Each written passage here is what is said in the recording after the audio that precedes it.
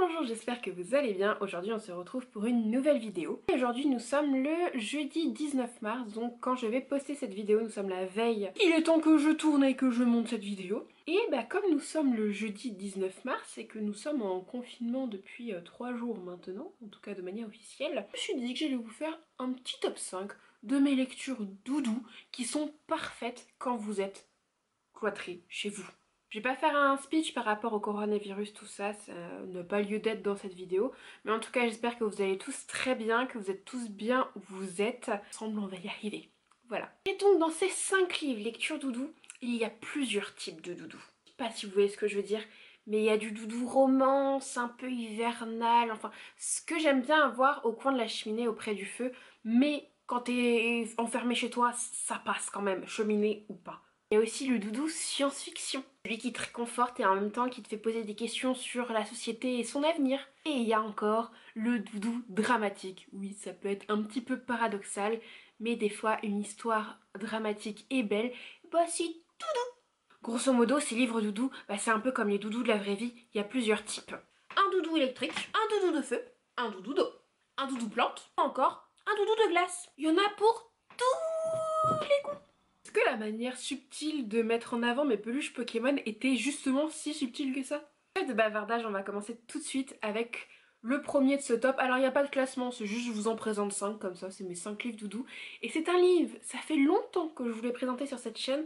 Et à l'époque, je vous rabâchais ce livre tout le temps, tout le temps, tout le temps, tout le temps, tout le temps. Ce n'est pas de la young adult, ça sort un petit peu de ce que je présente habituellement, mais c'est quand même un livre extraordinaire. Et je vous présente L'instant précis où les destins s'entremêlent d'Angélique Barbera, publié aux éditions Michel Lafon, avec cette sublime couverture. Ce livre, je l'ai lu il y a plusieurs années maintenant et je l'aime toujours autant. Il a toujours une place particulière dans mon cœur. Et dans ce livre, on va suivre l'histoire de deux protagonistes. D'un côté, on va suivre Corinne et de l'autre côté, on va suivre Kyle, qui sont deux âmes un peu perdues, qui ont eu des enfances difficiles chacun de leur côté, mais vraiment des enfances pas faciles du tout. Et par un malheureux événement, leur vie va finir par se croiser.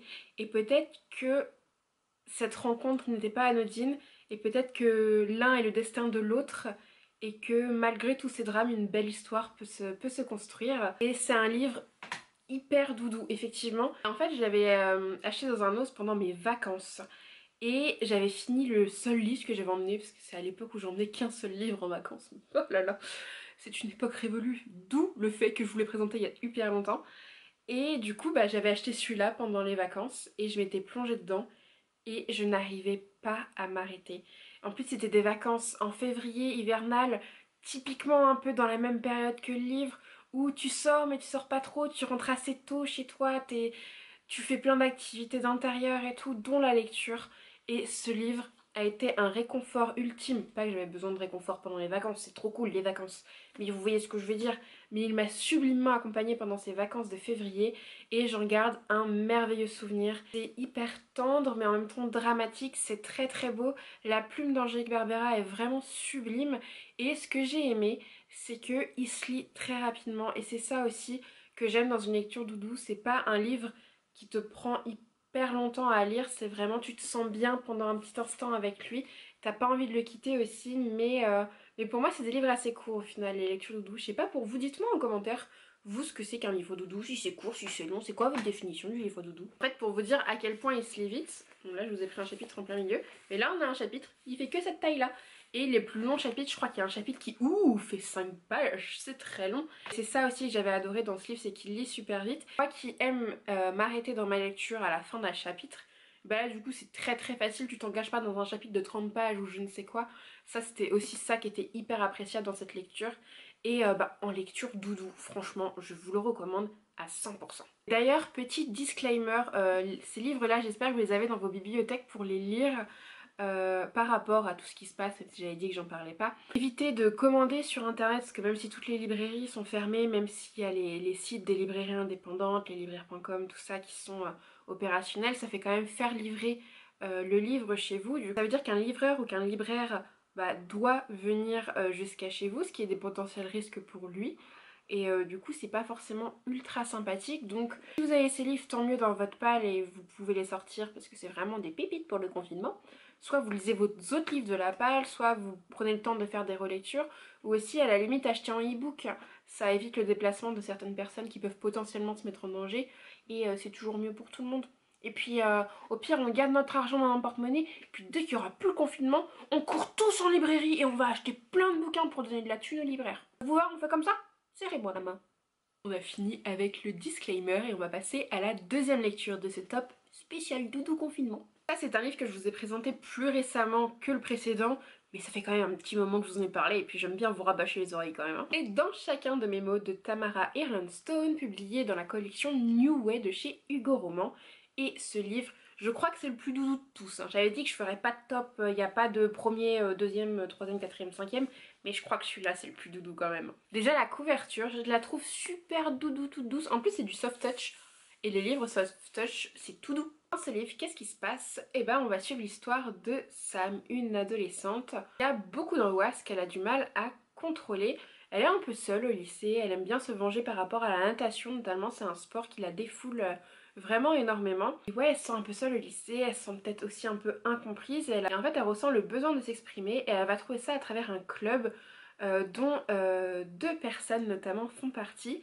AG, un garçon un petit peu ténébreux et mystérieux, tout à fait sympathique. Et il y a aussi l'autre mystérieuse, Caroline, qui l'entraîne vraiment à aller dans ce club. Et ces deux personnages vont l'aider à s'affirmer, vont l'aider à taire ses angoisses et vont l'aider à avancer. Et peut-être que de là va découler de très belles histoires. Et ce livre, c'est doudou, hein. De toute façon c'est le mot, c'est le but de cette vidéo, c'est que des livres doudou. Et lui, il est vraiment vraiment doudou. Ce que j'ai aimé dans ce livre, c'est vraiment l'ambiance, que je l'ai trouvé très réconfortante. Typiquement quand je suis toute seule, moi j'ai besoin d'un livre un peu comme ça. En fait c'est très facile de s'identifier à l'héroïne et on a besoin des personnages qui cogitent autour d'elle parce que ils sont tellement choux, tellement bienveillants envers elle. Et quand t'es tout seul, t'as envie de la bienveillance, tu t'en crées et des fois tu t'en crées à travers des personnages comme ça. Et franchement ce livre c'est un sublime compagnon de confinement, vraiment. J'aurais très envie de le relire d'ailleurs pour tout vous dire. Mais j'ai plein de livres à lire donc je ne pense pas prioriser une relecture. Ce livre il est câlin, il nous enveloppe, il nous plonge dans ces pages. C'est pas une histoire extraordinaire, loin de là, c'est quelque chose de relativement réaliste et ouais ça réconforte, ça pourrait être nous, ça pourrait être notre meilleur pote et ouais c'est vraiment ce que moi personnellement j'ai besoin quand je suis toute seule chez moi. Troisième doudou. Et là on passe vers le doudou science-fiction, qui est assez rare d'ailleurs je trouve parce que tout ce qui est littérature de l'imaginaire, pour moi ça s'assimile pas forcément à la lecture doudou, mais pour le coup celui-là notamment grâce à la plume de l'auteur, c'est vraiment un livre doudou. Et c'est Sirius de Stéphane Servan, publié aux éditions du Rouergue. Déjà cette couverture elle est pas si réconfortante quand même. Dans cette histoire, c'est donc une histoire post-apocalyptique, on va suivre l'histoire de deux jeunes frères et sœurs. Donc on a Avril la grande sœur et Kid le petit frère qui se retrouvent dans un monde où la population n'existe plus, où ils ne sont entourés de personne, ils sont juste seuls, livrés à eux-mêmes. En fait ils aimeraient retrouver le village où habitaient leurs parents parce que Kid a l'impression qu'ils sont encore là et il a envie d'y aller et c'est au-delà de la montagne. Et en fait ce livre c'est un road trip initiatique de deux jeunes à travers un monde dévasté pour en fait, ils marchent vers l'espoir, ils marchent vers le renouveau, vers le futur. Et c'est pour ça que c'est tout doux. Le message est super super super beau. La plume de l'auteur est incroyable et c'est aussi ça qui rend la lecture doudou. Les personnages Kid, mais Kid, on veut tous un Kid avec nous quand on est tout seul chez nous. J'arrête pas de dire tout seul parce que moi je suis toute seule dans mon appartement et ça va être long. Et on veut tous un petit frère comme Kid, franchement, on a tous envie de l'adopter, il est trop mignon, il est vraiment trop mignon. Et il est super attachant, il est merveilleux, il est réel et irréaliste en même temps. Enfin, il est super, super attachant et c'est typiquement ce genre de personnage attachant que j'ai envie d'avoir avec moi quand on est confiné comme nous le sommes actuellement. Et l'histoire est belle et en même temps elle fait un peu écho à ce qui se passe actuellement parce que c'est quand même tellement impressionnant ce qui se passe et là aussi c'est impressionnant ce qui s'est passé pour que la Terre en arrive là. Et du coup ça fait passer les bons messages mais de manière doudou. Ça nous prend pas la tête mais ça nous fait réfléchir Et waouh, c'est un sublime livre doudou que je vous recommande de sortir de votre palle. Vous le mettre dans la wishlist et de vous le procurer plus tard quand on pourra. Quatrième livre doudou, et c'est le plus récent que j'ai lu, qui date quand même de 2019. J'ai pas le livre doudou encore en 2020. C'est ma dernière lecture de l'année 2019 et c'est Attachment de Rainbow Rowell, publié aux éditions Milady. Donc je vous en ai fait un avis il n'y a pas si longtemps que ça au final sur la chaîne. Mais comme vous l'avez compris depuis ce début de vidéo, j'aime bien vous rabâcher un peu les trucs quand même. Donc dans ce livre, on va suivre 3 personnages, mais séparément. C'est-à-dire qu'en fait, on va suivre les aventures de Jennifer et Bess, qui sont deux amies très proches, mais qui sont avant tout collègues. Et en fait, on va pas les suivre de manière physique, on va les suivre à travers leurs échanges de mails au travail et à travers le regard d'un troisième personnage qui est Lincoln, qui est en fait l'agent de sécurité de ce même lieu de travail et qui le soir en fait va lire tous les mails, ou en tout cas ceux qui peuvent être dangereux, qui ont des connotations, des choses qui ne devraient pas avoir lieu au boulot notamment, par rapport à des mots-clés. Il arrive à repérer en fait les mails un peu menaçants. Et souvent les échanges de Jennifer et Bess vont se retrouver dans ces mails parce que elles osent utiliser des termes un petit peu crus qu'on ne devrait pas utiliser au travail tout simplement. Lincoln il s'attache à ce duo et plus particulièrement à l'une d'elles. Il commence à tomber amoureux à travers les messages de l'une de ces femmes. Du coup on va suivre l'histoire de ces 3 personnages, savoir comment ça va se passer par la suite, est-ce qu'ils vont découvrir l'identité et tout ça, est-ce qu'ils vont se croiser un jour parce qu'au final les femmes travaillent de jour et Lincoln travaille de nuit. Tout ça, donc est-ce que on va arriver à une belle histoire? Et du coup ce livre il est ultra doudou. En fait il est doudou de la même manière que dans chacun de mes mots que je vous ai présenté tout à l'heure. C'est réaliste, c'est mignon, c'est attachant. Moi typiquement au départ j'avais pitié de Lincoln et à la fin j'avais un crush sur Lincoln par exemple. Les filles sont super drôles et franchement, est-ce qu'on n'a pas besoin de rire un peu quand on est confiné? Moi je trouve que si quand même. Et elles sont attachantes. Enfin ce trio il est vraiment super.